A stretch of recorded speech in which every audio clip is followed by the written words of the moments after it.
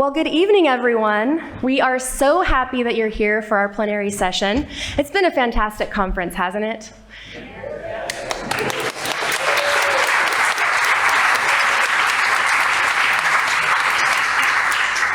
Well, we're so happy you're here, and we are delighted to have Stefanie Stantcheva as our plenary speaker.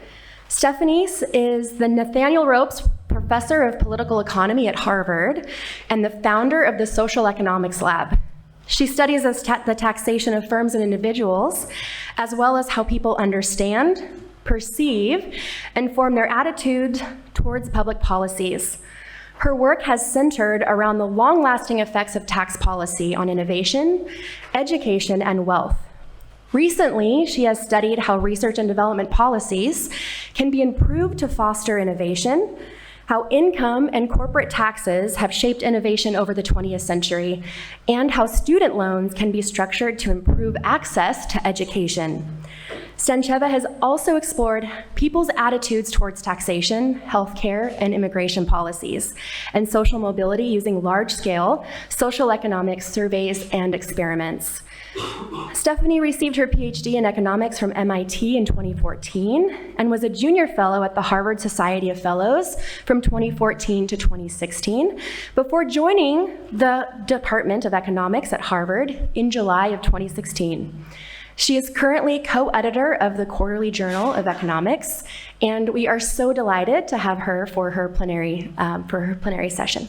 Thank you.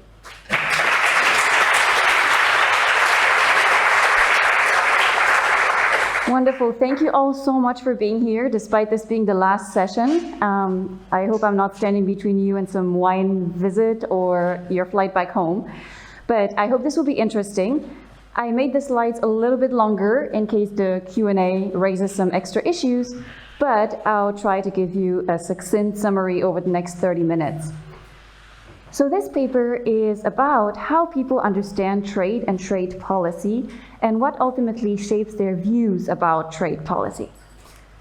So really, two questions here that have had some answers in the literature but are still in need of more exploration are: do people understand how trade and trade policy works? We economists tend to think about efficiency gains, right? What's going to happen to competition, to growth, etc. We also think about distributional impacts on various people. So how do people think about these various impacts of trade? And then the second question is, what ultimately matters for people's support for trade policy? Is it only self-interest? Is it broader concerns? Is it mainly the efficiency consequences or the distributional concerns, etc.? And so this paper will try to tackle these questions using surveys and experiments. And the way I think about it in a little framework here is with this diagram. So let me walk you through it because it will help us, I think, organize our thinking. And probably many of you have been thinking about this for a lot of time, so this is just one possible representation. So if we start at the top, I call this views on trade policy. And here already, it's important to think about the fact that trade policy is multifaceted. It has different dimensions. So we often think about trade barriers or trade restrictions, more or less of them, as trade policy. But there's also this extremely important component, which is compensatory redistribution, which is what do you do when there's winners and losers? What do you do to compensate potentially people who lose? So we have these views on trade policy. What can shape them? If we start from the left, we have this whole column here called self-interest. So this is people's own impacts, what will happen to them. And what's special about trade policy, which is not necessarily the case for other policies, is that we have two roles. We are both consumers, and so prices will impact us, the variety of goods will impact us, but we're also workers. So through our jobs, depending on which sector we work for, how exposed we are to import competition, etc., we will also have different impacts as workers. So both of these things determine our material self-interest from trade. But that's not the only thing. Potentially people have much broader concerns. So that's the right part of this graph, where people may care about what happens to the economy and society more broadly. And here we can think of at least three groups of factors. One is the efficiency impacts that people perceive will happen to the economy as a whole, on competitiveness, on growth. The perceived distributional impacts, in a nutshell, who wins, who loses from this. And then there's potentially other concerns very relevant for trade that I'm not going to focus on much in this talk, but that are in the paper, like partisanship, patriotism, nationalism, geopolitical concerns that people may have. So all of these together potentially shape trade policy views. They may have different roles for different people, depending on, for instance, which sector you work for, your education level, etc. And so it's very important to get a sense of all these boxes, if you want, in order to be able to say what ultimately matters when people make decisions. And so one short pitch on the method here, which is social economic surveys and experiments. So I just want to give you a little bit of an indication why I think this is a really, really useful tool. And I feel the need to do it because although surveys have been used for a long time for measurement, before we had excellent admin data on many things, surveys were perhaps the only way to get some data. Economists are a little bit skeptical of surveys. We typically prefer our revealed preference approaches, right? We prefer inferring invisible stuff from observed behavior. But there's many things, many perceptions, attitudes, knowledge, reasoning that we don't reveal with our microbehavior. It's very difficult or impossible to find actions that will reveal what I think are the efficiency impacts of trade, or other such ideas. And so surveys are a more direct way to really, dive into people's minds and be able to elicit these things. But of course, it's very important that they're well designed, deployed on, appropriate representative samples. And here, a lot of new mobile technologies are actually really great because they allow you to reach broader sets of the population than we could before. So this is just a little parenthesis on what I think is really the value of these methods. And so one thing that we can dive straight into here is that the data here will be based on two waves of surveys done in the US. So this is really focusing on the US. The first survey is a very broadly representative survey of the population, while the second one is going to focus on people in the labor force. It's going to be very job-oriented, very, very job-driven. There's lots of things we do to, try to ensure a high quality of the answers. In the interest of time, I can't go too much into this, but really happy to talk about it in the Q&A. There's lots of methods, to design questions in a way that doesn't prime people, doesn't, no leading questions, neutral questions. There's ways to avoid selection, for instance, by not revealing the topic of the survey before people click on the link and tell you information about themselves. There's ways to flag or avoid careless responses with checks on the patterns of responses. And then, of course, soliciting feedback from respondents to see what was clear or unclear, etc. So much more we could talk about, but let me plow ahead in the interest of time. So similarly, I've put the structure of both surveys, but essentially, both surveys will always start by asking people about a detailed background, where they work, what their income is, their age, basically socioeconomic information. Then there will be some questions about knowledge. Then there will be some treatment, which I'll get back to. This is where people are randomized and see one set of information or another. And then will be questions about policy views, reasoning about trade, and not going to use it much here, but views on government, which you may think a priori may matter. So let me show you these treatments, these informational treatments that are where people are randomized in. So in the first survey, there's 3 branches. So people could be randomized either in the distributive effects treatment, which will focus on the potentially adverse distributional consequences of trade. So showing, different sectors could be losing or winning. It's a video with voiceover. Or they will see the efficiency effects treatment, which is telling people, nothing about distributional impacts, but simply focusing on effects on competition, on growth, on technological progress of trade. And then, of course, the economist treatment, which is basically efficiency and distributive concerns pitched as a perhaps trade-off, but basically both together. In survey 2, it's very similar, but here the treatments will be different. So what are the treatments in survey 2? It will be a priming treatment. So the first treatment, without providing you any information, will simply prime you to think about what are the effects of trade on your job. Think about it. Do you feel threatened? Do you think it has been affected? These are open-ended questions or closed-ended questions.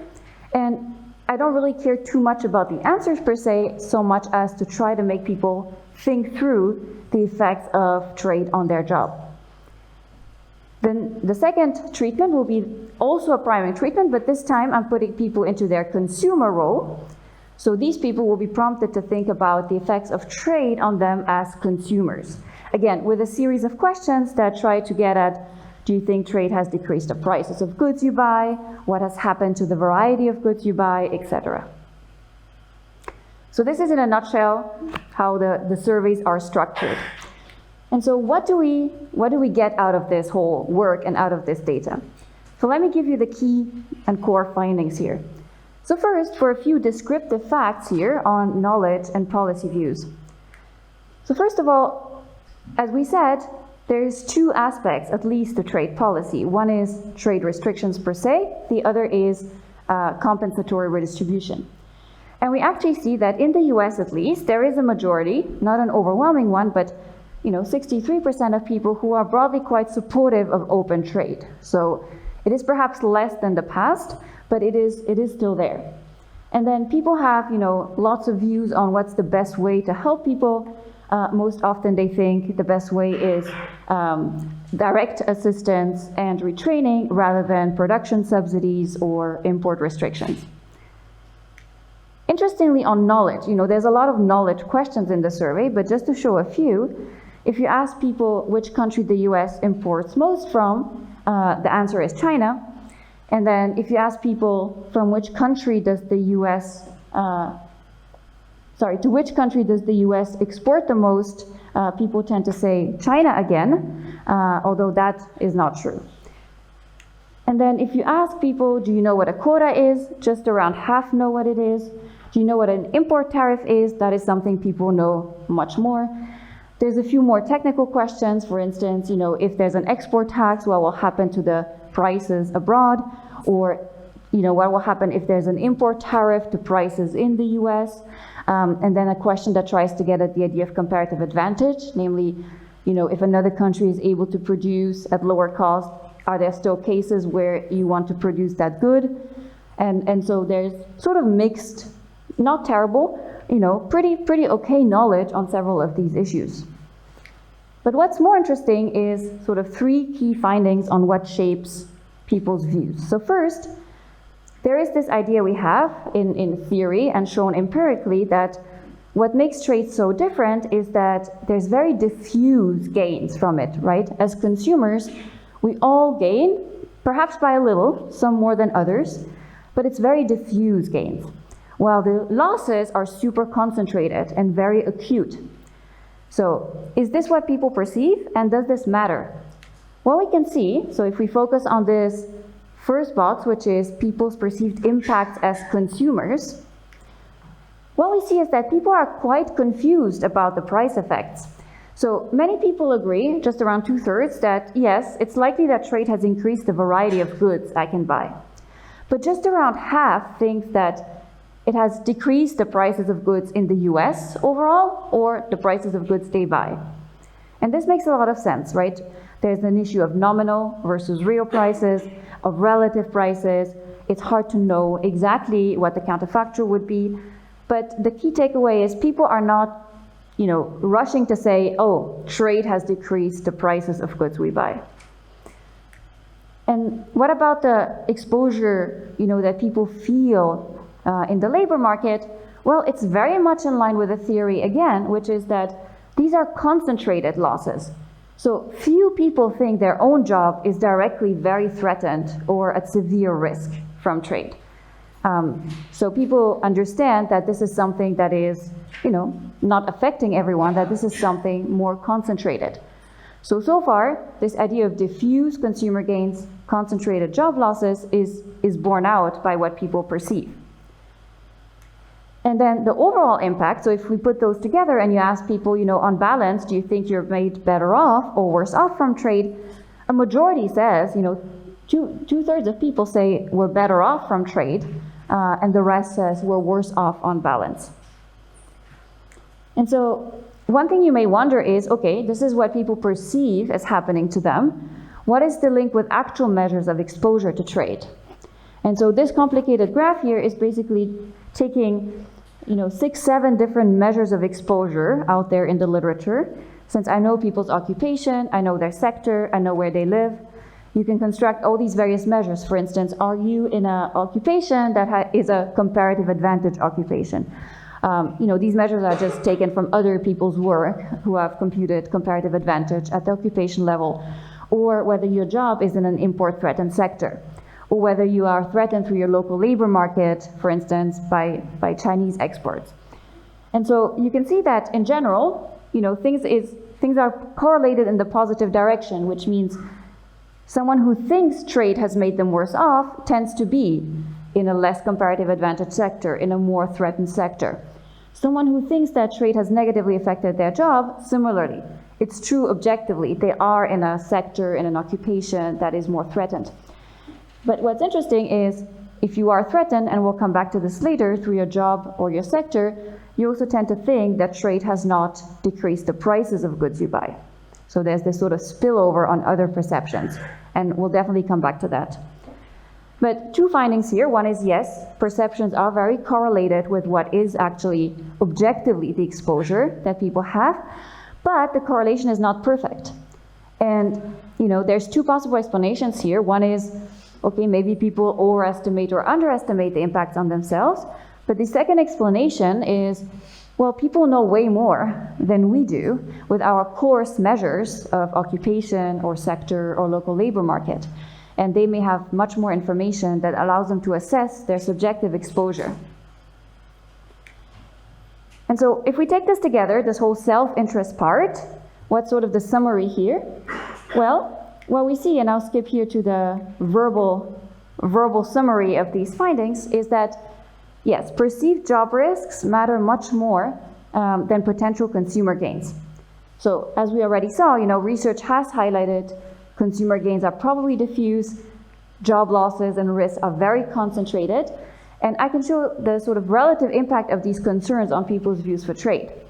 So first, we already saw that people do perceive consumption gains as quite vague. Not everyone agrees. They do perceive job losses as very concentrated. Only a minority feels threatened. And then if you look at the treatment effects, when you prime people to think about the effects on their job, that is much more effective. That it has a much stronger effect, negative effect on their policy views, than if you prime them to think about their consumer gains.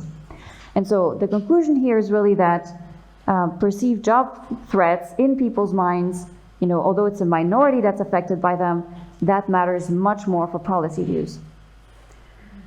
The second big finding is, how do people weigh these broader concerns, namely efficiency and equity impacts of trade? And so here, what we can look at is this second part of the chart, which is no longer about yourself. This is now about the broader effects on the economy and on society. So what do we see here?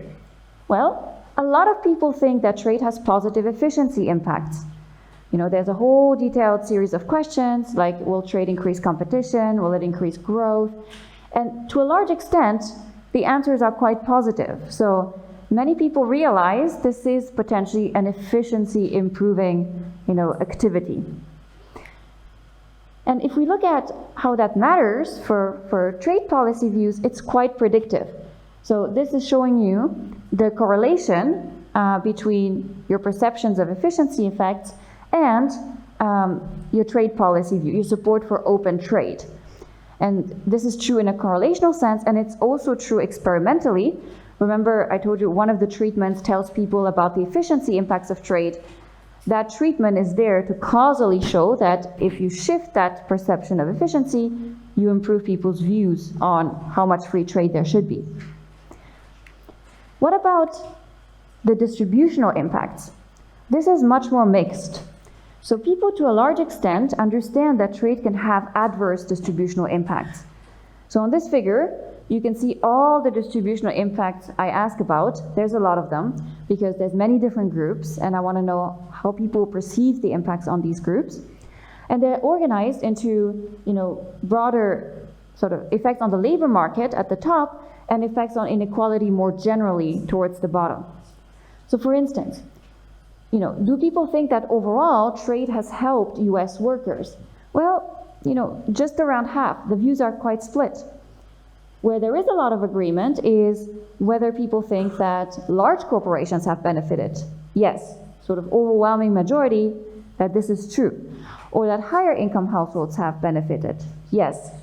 Lower income households or smaller businesses? No. People do not think that those have gained from trade. So people, to a large extent, understand that there's adverse distributional consequences from trade. And how does this matter? Well, I'll go again to the verbal summary to sort of try to explain how these different effects matter. So first, clearly people don't just care about their own self-interest, and that is something that comes up in many other policies too, including, tax policy. People's views on tax policy are not just shaped by, are they rich and are they going to lose or gain from that tax policy? There are broader concerns, and this shows up here in trade too. So people care about the broader impact on others, on other groups, as well as the impacts on themselves. And many respondents believe that trade has positive efficiency effects, so that's there. But many people also understand that trade can hurt some groups. And in particular, there's a lot of agreement that the winners from trade are large corporations and high-income households. Lots of respondents agree. And there's more pessimism and disagreement on what the effects are on people with low incomes, on small businesses, or even on the middle class. And so, how does this matter? Well, it turns out that the most predictive belief of whether you will support open trade or not is whether you believe in the efficiency gains. So, if you're someone who thinks this is a good efficiency activity, you support free trade.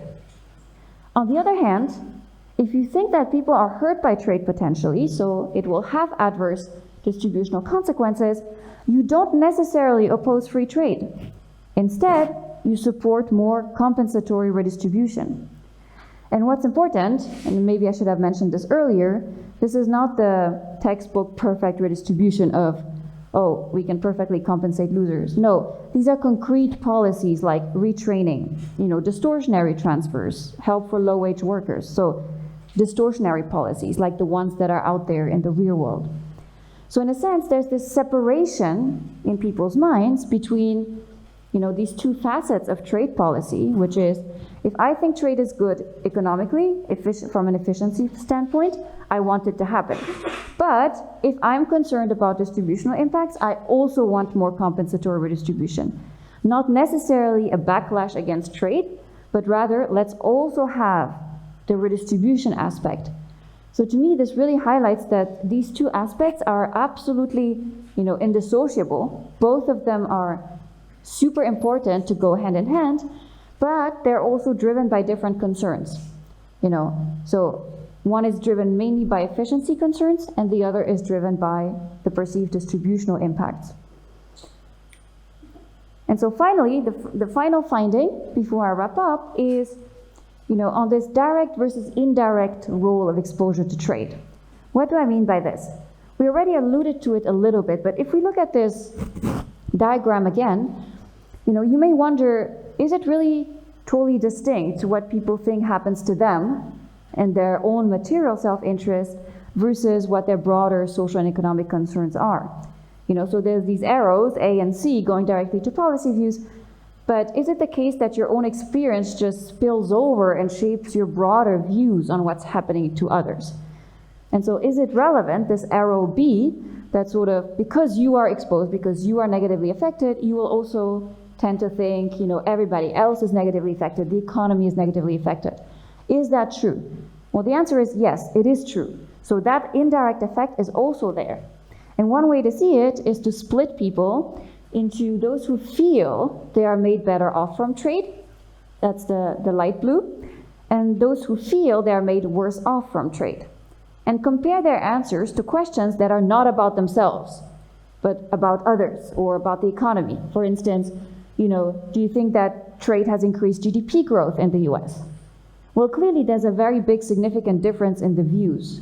And this is true for, a whole lot of other perceptions. For instance, distributional impacts. If you are someone who's made, who feels they're made worse off from trade, you're much more likely to say, trade cannot make everyone better off. Trade has overall hurt US workers. Trade has increased inequality, etc., etc.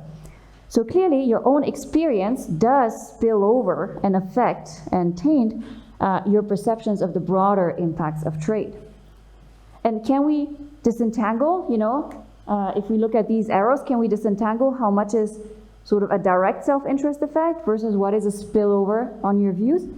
Actually, yes, because there's this, decomposition one can do, a Gelbach decomposition that tells you how much of the effect is direct, how much goes through shaping the other things. And again, I'll summarize this verbally, which is that, your trade-related experiences clearly shape your own perceived impact, but also, more interestingly, they shape your impact, the perceived impacts on everyone else and on the economy. So that is really interesting. And what we can see with a decomposition is that both channels are important. So there's a clear material self-interest there, but your own experience also to a large extent, 30 of 60% of the total effect of your experience is the indirect effect, that it shapes your broader views of what's happening. And so one thing, just to go back here, one thing which is, very much in the trade literature and which we can talk about briefly here is this special role of education. Because sometimes education is used as a proxy for human capital, and so how much you will be affected. In a country like the US, we expect high human capital, that's a factor that's expected to gain from trade. And so, in the specific factor models or other trade models, if we use education as a proxy for how you will be affected by trade, we expect higher education people to support it more. I would call that a direct self-interest effect, right? This is if you are positively affected or negatively affected. But we see that education is very special because it also shapes very much your broader views. So higher educated people also have overall a different perception of trade. And one way in which we can see that it's not a pure self-interest effect is that higher educated people who are also higher income also support much more redistribution. That's a general finding. So clearly it is not, the role of education is not only a self-interest channel that is shaped by it, but rather perhaps the broader views that education has changed. And so to wrap up here, to summarize all the findings, and hopefully there's more interesting things to dive into in the paper that is way longer. Respondents perceive that gains from trade in terms of consumers are kind of vague and unclear, in line with econ theory, but that the job losses and threats to those affected are very sharp and salient. And perceived job threats matter much more for policy views than potential consumer gains. The second big finding is that people's views on trade policy don't just reflect self-interest. There's much broader social and economic concerns, and there's this nice distinction between if you believe in efficiency, you want more free trade. If you believe in adverse distributional consequences from trade, you want more redistribution, not necessarily a less free trade. Really highlights the role of, compensatory redistribution here. And then, your own experience, your own exposure to trade really shapes your whole worldview on it, affects what you think will happen to others, to the economy, and so there's this very important indirect effect of your own experience. And so, very much looking forward to your questions and comments, and thank you.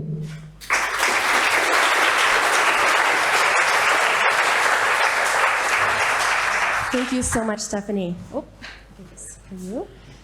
So thank you very much. We have some time for questions, and I'll let you go ahead and get started, Iman. Okay. My name is Iman, and because it's relevant, I'm from Iran. And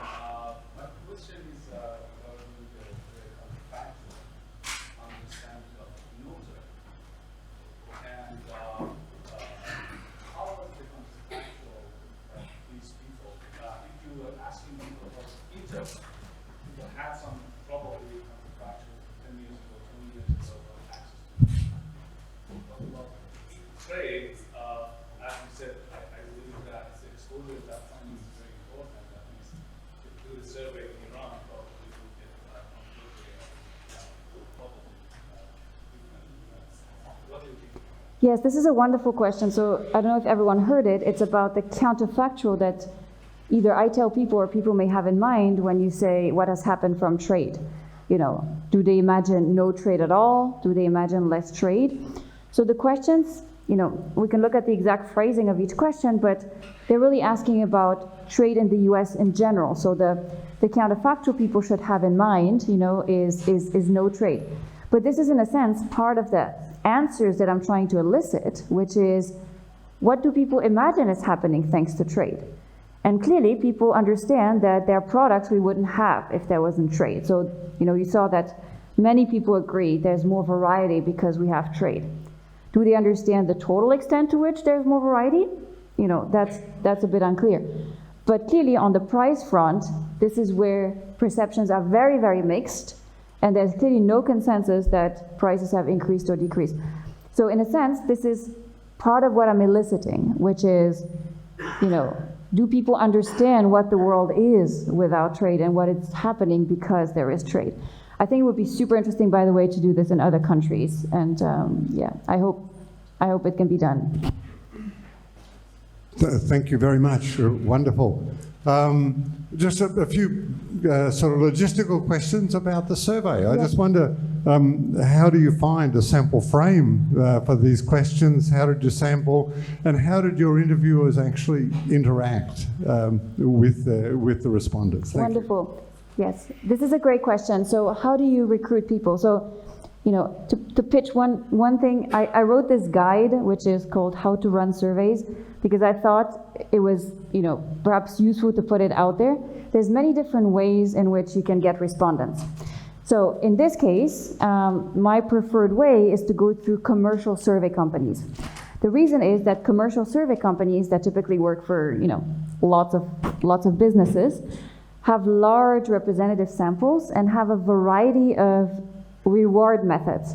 So they're not just going to pay people with cash, in which case it's very difficult to get people above a certain income. They're going to give you frequent flyer miles on your preferred program because they have a partnership with the airline or, you know, hotel points, etc.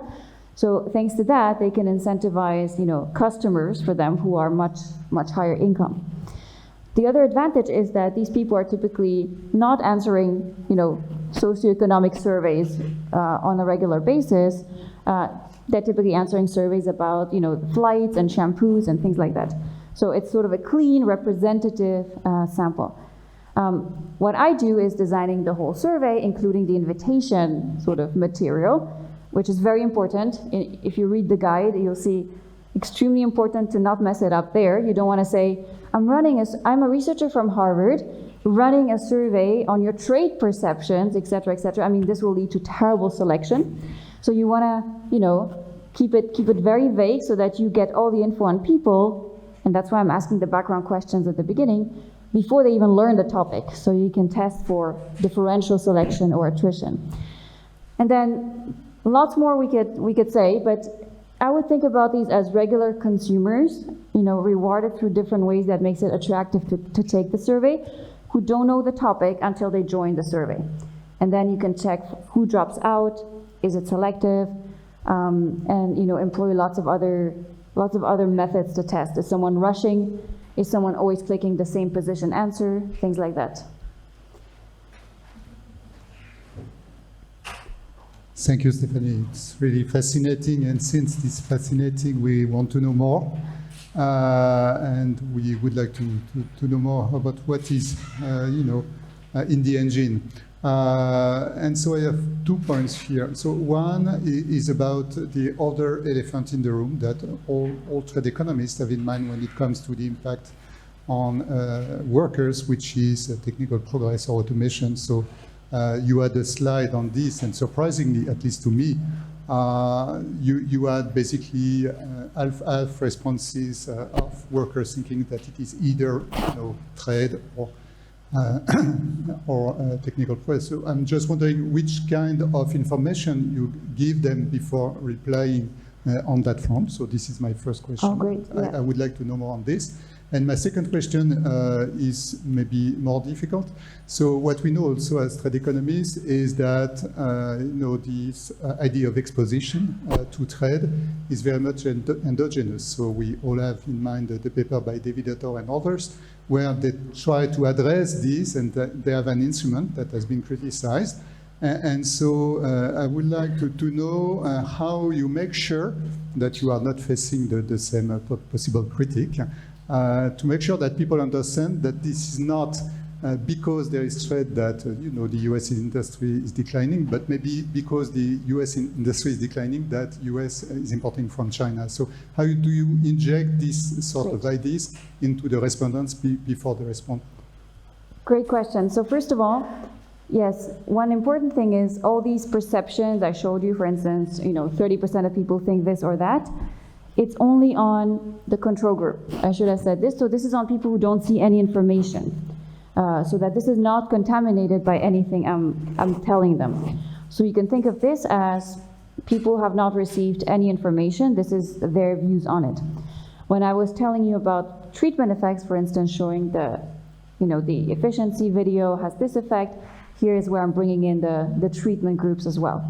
So that's very important. The second thing about endogeneity, causality, etc. So let's take a little step back on what I showed you here. So the first thing is I showed you that if we think about exposure to trade, your perceived exposure to trade is positively correlated with your objective one according to several measures. So that's one thing. It's a correlation. The second thing I've showed you is that there is a correlation between both your perceived, your subjective exposure to trade and your trade policy views. Not just your trade policy views, but also your perceived whole impacts of trade. And then, when I made causal statements, they very much come from the experimental component. So if I show you that there's efficiency gains from trade, I'm effectively shifting, in this setting, exogenously, your perceived efficiency impacts, and then I can follow what happens to your views on trade policy. In a sense, this is why the treatments are there, a bit as just there to prove causality of the correlations that I'm seeing. So that's what allows me to say, if you believe in more efficiency effects, you want more free trade. If you believe in more adverse distributional impacts, because you've seen the distributional video, you don't necessarily want less free trade, but you definitely want more compensatory redistribution. And it's very much in line with the correlations that were there too. So that's nice and reassuring. Now, of course, much more could be done. So, for people who are interested, one thing that's really neat is to combine real-world variation with survey answers. So, for instance, you use the example of the China shock by Otter et al. With a bigger sample, this is not sufficiently powered here. With a bigger sample, you could certainly use the instrument on the China shock and then look at what has happened to the views on a range of dimensions. I know that they look at political polarization, but they don't really look at trade policy perceptions and understanding. Has that changed due to the China shock? So if you are able to get a bigger sample, I think this will be something very interesting, for instance. Yes, thank you so much for this wonderful presentation. I have a couple of comments regarding the idea of redistribution. And so given the political situation in the US and, for example, the recent speech by Jake Sullivan on April the 17th about geopolitics, competitions, do you see a pathway in the US where this issue can be effectively addressed? Then a related point is about potentially extending your survey to a cross-country setting, because the degree of redistribution vary quite widely, because here we are in Europe. So how people's attitude towards trade and globalization are shaped by the existing structure in their countries. Thank you. Wonderful, yes. So the first question, I think, goes a bit beyond the paper, and I may not be able to answer this more tricky political question well. But on your second point, I think there's huge value to doing things cross-country. So I have not been able to do it here yet.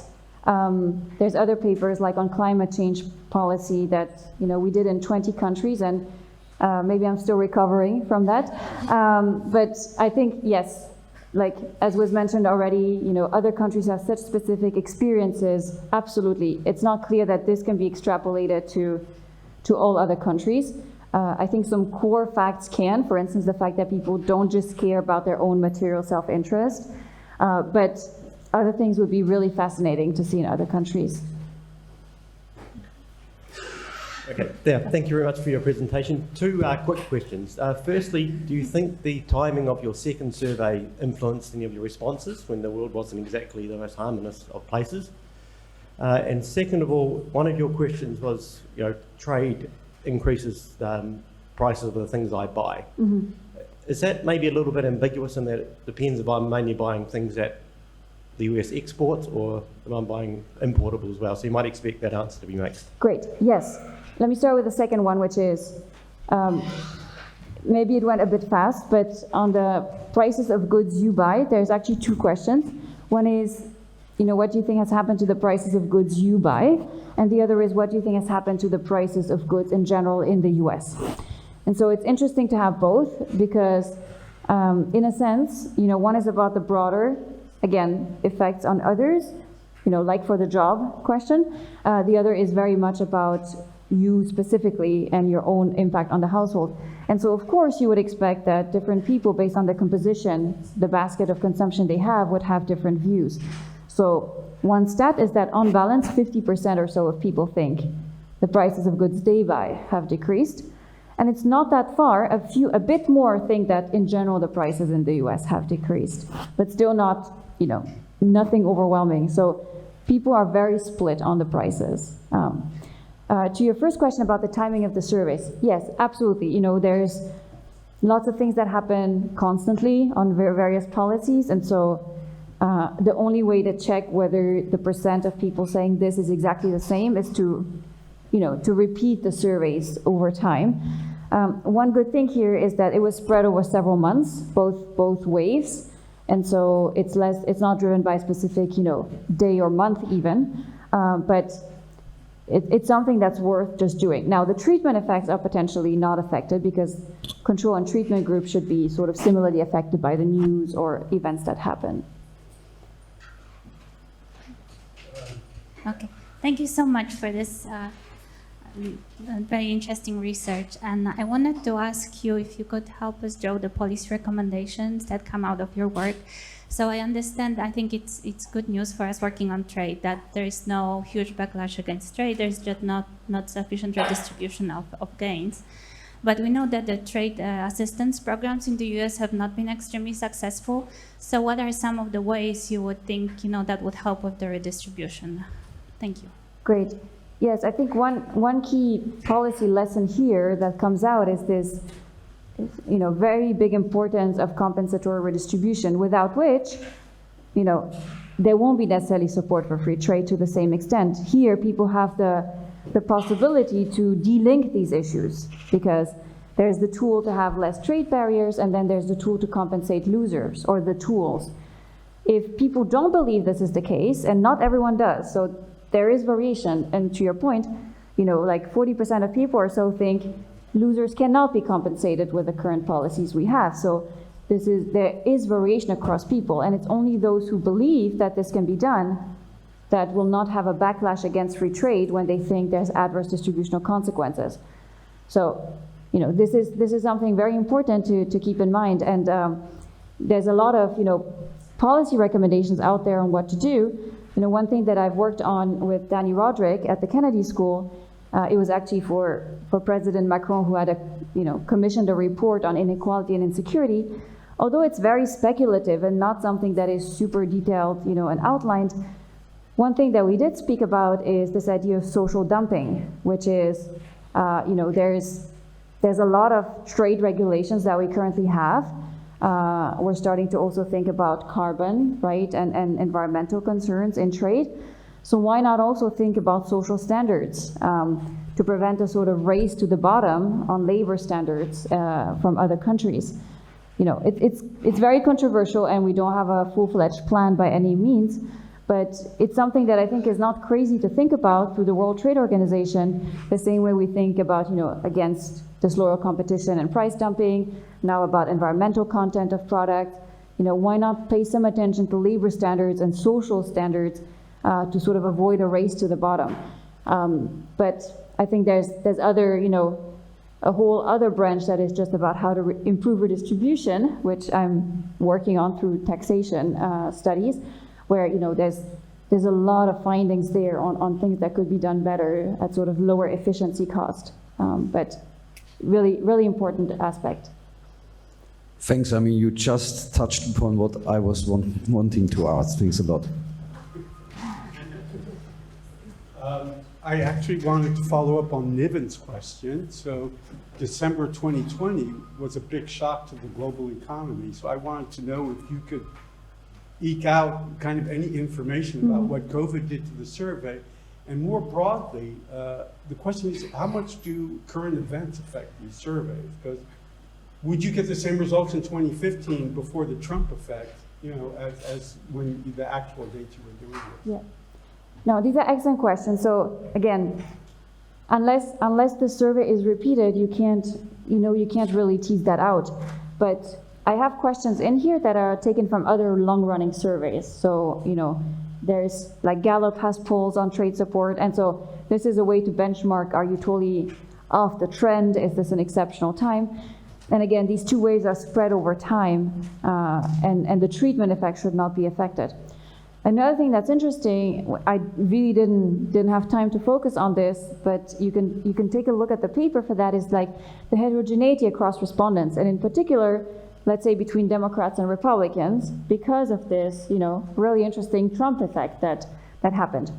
And one thing that's really fascinating on trade, I don't know what your prior is about partisanship related to trade, but it's actually quite small, the partisan gap.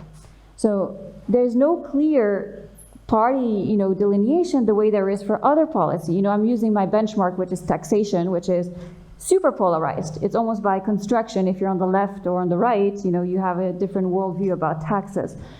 Trade is not that. It seems like party lines have shifted, as we know.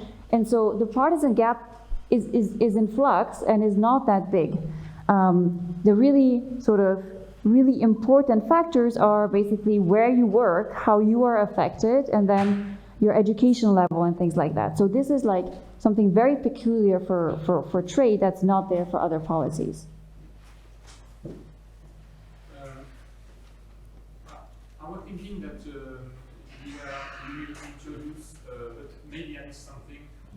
Excuse me. What about geopolitical concern? Geopolitical concern. So I thought that you have introduced this. What is it exactly? Yes. And can you illustrate how it affects people's views on trade policy? Great. So yes, geopolitical concerns, super important. So I had to make some choices for the talk, and didn't want to go into all possible directions here. But how long do you have? No, I'm kidding. So in the survey, there's lots of questions on, should the U.S. protect strategic national industries? Like, is it important to ensure food security? Things like that, which are more, national security, geopolitical, is the trading partner important, etc. I grouped this on the diagram into one of big box that also has patriotism, nationalism, which I listed, etc. And they do matter. So if you put all the factors together, they also do matter. So there's more patriotic people are much more anti-trade, no effect on redistribution. Partisanship, as I already said, is quite small. And then, beyond just general trade policy, many people are sympathetic to arguments that are, in general, I want free trade, but for national security purposes, I'm really in favor of restricting some industries, exports, or I'm really in favor of trade restrictions when it's about food security. So basically, many people are supportive of free trade, but despite that, for like strategic sectors or security, many people support trade restrictions across political lines. Thank you. We're going to have one last question before wrapping up this section. Thank you very much. My name is Mustafa Sani. I'm from the WTO Secretariat. I have one question and maybe one comment. The first question is regarding your results. Fascinating. if you look at the US policy, I mean, we have US ITC, International Trade Commission, and the Department of Commerce. It seems that your result confirmed the current trend of the US trade policy that, I mean, ITC is much more looking at the job impact and the social consequences of trade liberalization, and the DOC is much more looking, you know, at the private sector orientation. So I just want to ask you if you think that your results confirmed the current trend of the US trade policy. And my second observation is regarding your survey and the data. I was wondering also if you have a think of getting some specific data from experimental economics, particularly if you want to get some differentiation from other developed or developing countries. I think it could be of interest also to look at those various samples from experimental economics, and I'm just wondering if this is something that you are also planning to do. Thank you very much. Great. Thank you. On the second question, I feel like we already, you know, several people mentioned this, and I completely agree. Is something very valuable to do. If I can, I'll do it. If someone is interested in doing it, you know, please share the results. I'll be very interested. In terms of whether this confirms where U.S. policy is going, I think that's very difficult to answer, but I do like the fact that there's much more, I think, attention paid, and not just in the U.S., in other countries too, on the redistribution aspect of this. I think, you know, there's so much work now that's been done about the social impacts of trade, the political consequences perhaps of trade having losers and winners like that, and the fact that some people benefit from globalization versus others lose. So I think there's a rising awareness, and as a result, much more policy action, and I think that is very justified given not just what people think, but also the reality that is there, and that's very correlated with what people think. So, Thank you very much. great.